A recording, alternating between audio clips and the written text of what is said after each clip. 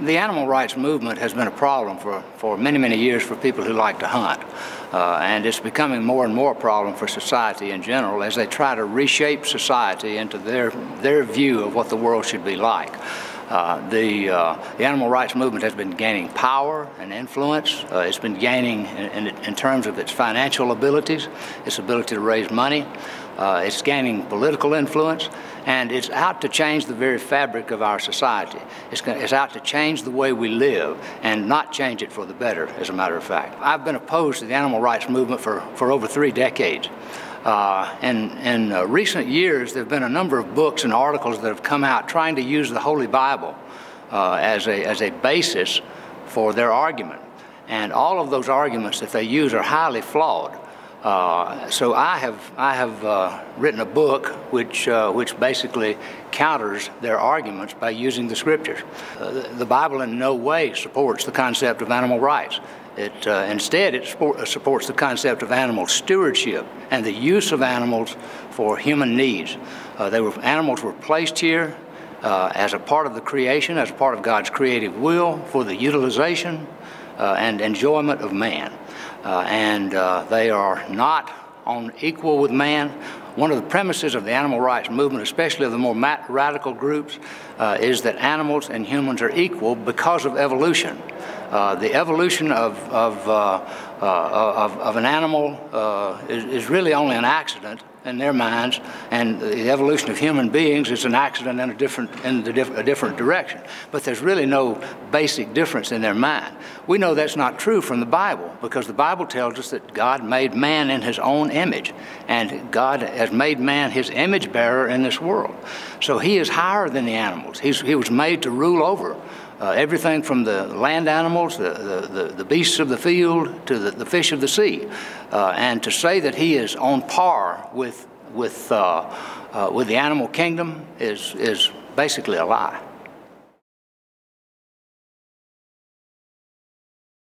They do believe that human beings are the problem. And we're not God's image bearer, God's representative, God's steward of the creation in their eyes.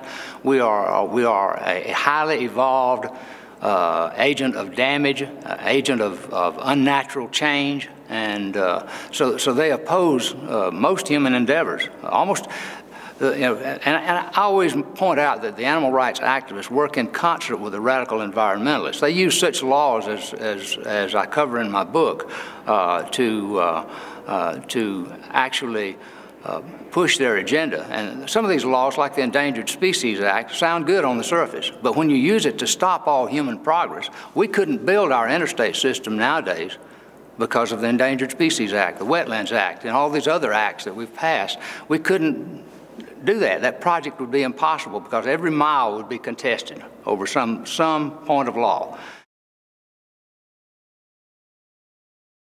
The Bible absolutely does not sanction cruelty to animals.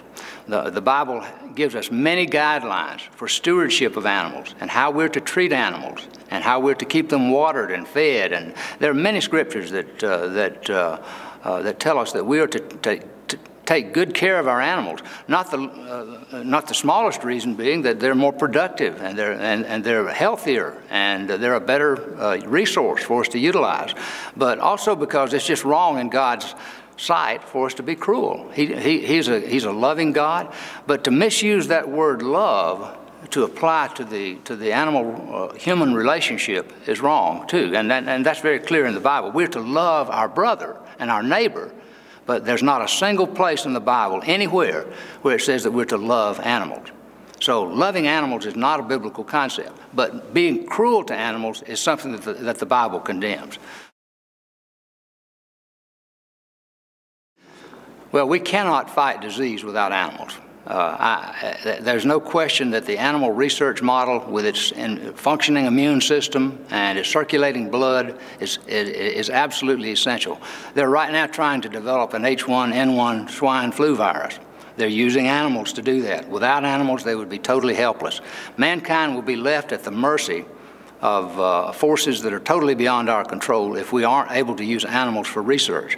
And these radical groups are absolutely against utilization of animals for any kind of research, for medical research and for young doctors learning how to do surgery. I know I participated in dog surgery, but even there we were under guidelines so that the animal did not suffer any more than absolutely necessary. Animals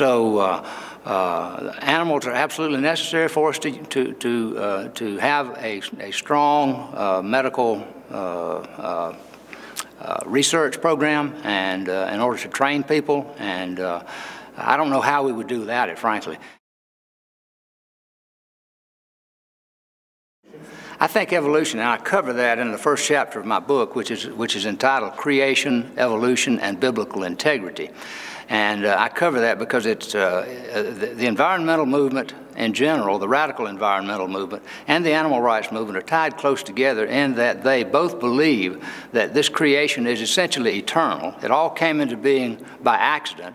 It essentially is eternal, and it's self-directed. It's all a product of chance, as such that we've got to do everything in our power to make it last forever. Even if it costs us the human population, we've got to make this creation last forever. They don't look upon it as being controlled by the hand of God, and that He has a plan for this creation, and that He's the agent who is absolutely in control. I'm a medical doctor, first of all, and with training in eye surgery. I'm an ophthalmologist, board-certified ophthalmologist. And ever since 1986, I've gone to the third world at some point during the year, almost every year, to do eye surgery. I've done over 1,000 operations in Honduras and Jamaica. And I do that because I care for my brothers and sisters there. And I think that's an outworking of this principle of love your neighbor. God wants us to love our neighbor as ourselves. And so that's why I do it. I have a skill that I can offer to the needy world, and I offer it to them.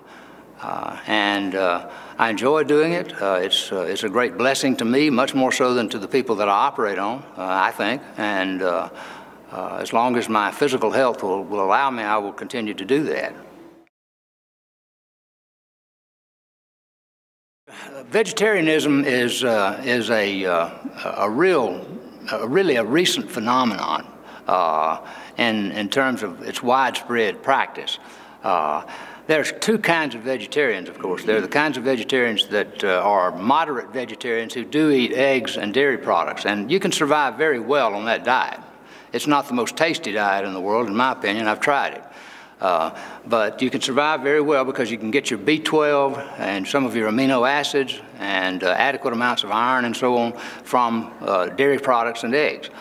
But if you are a radical in your vegetarianism, and you don't believe that any animal should be kept in a pen so that they'll produce eggs, or should be manipulated so that they produce dairy products, or confined so that they produce dairy products, then you're what's known as a vegan, which is an impossible position to maintain.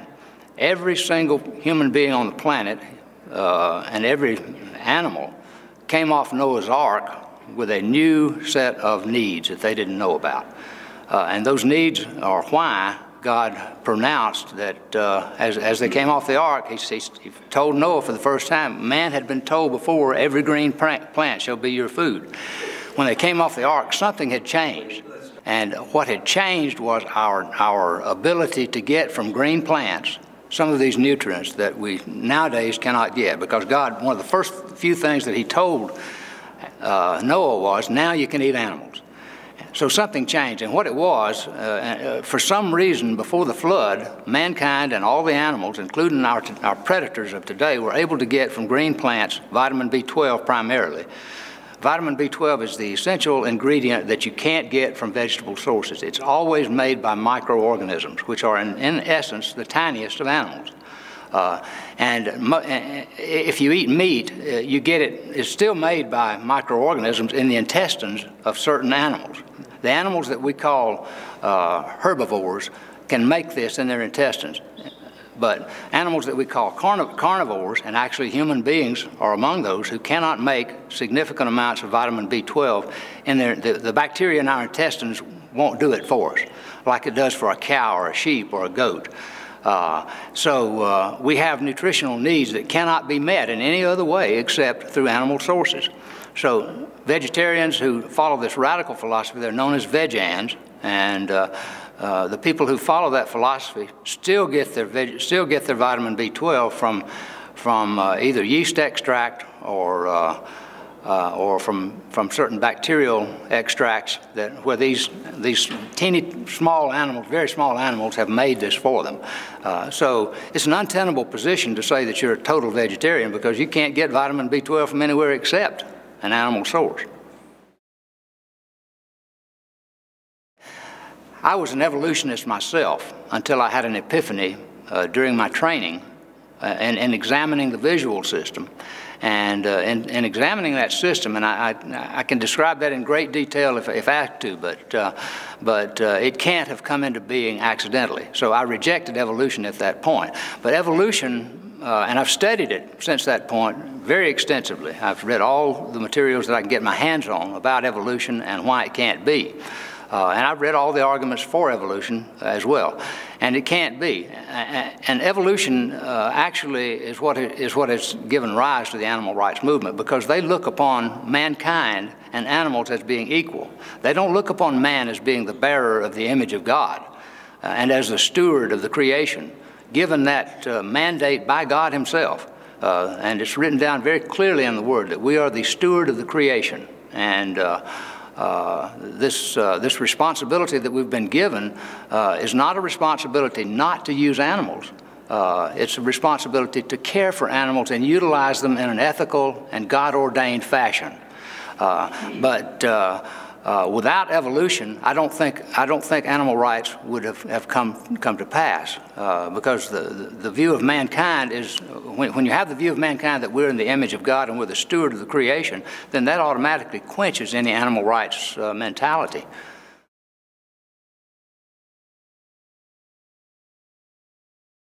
In Revelation 6:8, it tells us that 1/3 of the population of the world during the apocalypse is going to be destroyed by 4 forces. It's war, famine, disease, and the wild beasts of the earth. That's why the animal rights movement, I believe, is so intent on putting huge predators back into all parts of the world, and freeing pets. You're going to have packs of wild dogs running loose when they're against pets, and they're against zoos. And if you open the gates of the zoos in the major cities of the world, and those animals in combination, God, for some reason, took away that fear of man that he imposed. That was the second thing he told Noah when he came off the ark. One thing, you can eat meat. Number 2, I'm going to put a terror on all the animals and even the fish of the sea. A terror of mankind, a totally illogical thing from an evolutionary standpoint. There's no reason man should, that animals, like a giant brown bear from Alaska, should fear mankind. But I know from personal experience that if they smell you, they're gone the other way. They get out of there. So when man was given, God gave that protection to man in order to keep him alive, to allow him to survive. But because he knew he would become a prey species too if he didn't do that. So he put that terror of mankind. Now, what if God took his Holy Spirit out of the world and at the same time took that terror off the animals? A cougar in California would stalk a human being. They do some now. It's just a foreshadowing, though. What they're going to do is they're going to wholesale turn human beings into a prey species. We'll be disarmed by the anti-gun people. We'll have no knowledge of how to repel these animals. There'll be no information put out as to how to live under a vegetarian regime. So people are going to be starving to death. They're going to be eaten by animals. They're going to get diseases that we have no way of countering. And of course, there's going to be some resistance to the world authority. So you've got all 4 positions, all 4 possibilities that are out there that are stacking up perfectly well, and mainly because of the radical environmental movement in combination with the animal rights movement. Biblical prophecy is being fulfilled.